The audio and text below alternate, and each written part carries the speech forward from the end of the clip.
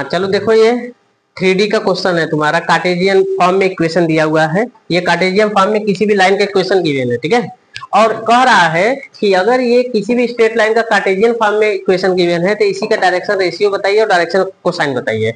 पहले तो direction ratio निकाल लेंगे तो डायरेक्शन कोसाइन इजीली निकल जाएगा। फिर उसके बाद कर रहा है कि हमें उस स्ट्रेट लाइन का इक्वेशन निकालो जो कि इस पॉइंट से पास होके जाए और पैरेलल हो इस लाइन के। तो इसका ये मतलब है कि इस लाइन का जो डायरेक्शन रेशियो होगा हमें इस लाइन का जो इक्वेशन निकालना है उसका काम कर देगा, क्योंकि पैरेलल होता है तो दोनों का डायरेक्शन रेशियो क्या होता है, सेम।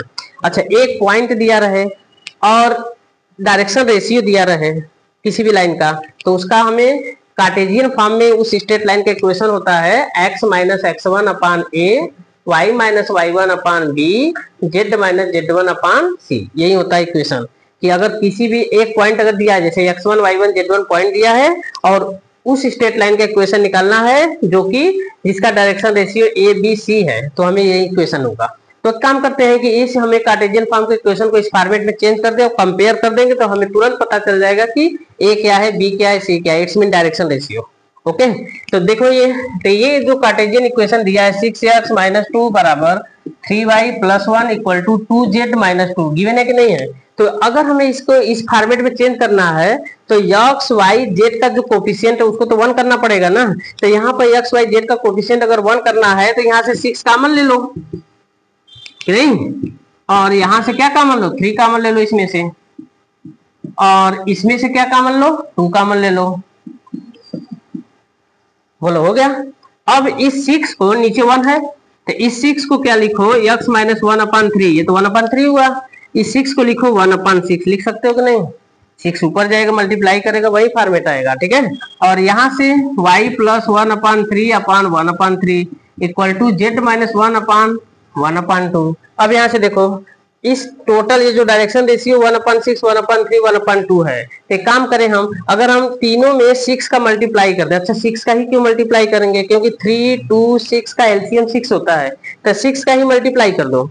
जब 6 का ही मल्टीप्लाई करोगे तो ये आएगा 1, ये आएगा 2 और ये आएगा 3। तो इस लाइन का डायरेक्शन रेशियो क्या हो गया, डायरेक्शन रेशियो इक्वल टू क्या हो गया, 1 2 और 3। डायरेक्शन रेशियो पहला आंसर यही पूछा हमें, निकल गया। अब हमें वेक्टर फॉर्म में इक्वेशन निकालना है, लेकिन इस पॉइंट से पास होकर जाना चाहिए और इसी के पैरेलल है, इस लाइन के पैरेलल, तो इसका डायरेक्शन रेशियो काम करेगा कि नहीं। तो सीधे एक पॉइंट और किसी लाइन के पैरेलल का वेक्टर फॉर्म में जो स्ट्रेट लाइन का इक्वेशन होता है वो होता है यही आया। और ये जो वेक्टर है, ए वेक्टर हमारा जिस पॉइंट से पास होकर स्ट्रेट लाइन जा रहा है, मतलब इसका पोजीशन वेक्टर है, तो इसका पोजीशन वेक्टर निकालोगे तो 2i माइनस जे माइनस के, बोलो सही है। और ये जो बी वेक्टर है, बी वेक्टर हमारा ये जो इसके पैरेलल है ना, तो इसी का जो डायरेक्शन रेशियो है उसी का बी वेक्टर फॉर्मेट लिखोगे। तो बी वेक्टर बराबर 1 इंटू आई प्लस 2j प्लस 3k हो गया। और आर वेक्टर डायरेक्ट लिख दो, R vector equal to A vector की value 2i minus J minus K और plus lambda into B vector लिखो i plus 2j plus 3k। समझ में आया कि नहीं। और ये जो आर वेक्टर है इसको हम क्या बोलते हैं, किसी भी स्ट्रेट लाइन पर एक आर्बिट्री पॉइंट होता है जो x y z, उसी का पोजीशन वेक्टर होता है। तो आर वेक्टर हमारा always xi plus yj plus zk यही रखेंगे। और हमारा आंसर क्या हो गया, ये लास्ट वाले का, यही पार्ट का आंसर देखो है कि नहीं है। एकदम सटीक क्वेश्चन का आंसर पहला वाला डायरेक्शन रेशियो निकालोगे। कैसे निकालोगे, convert to the standard form of the first point and direction ratio ABC, x minus x1 upon a, y minus y1 upon b equal to z minus z1 upon c।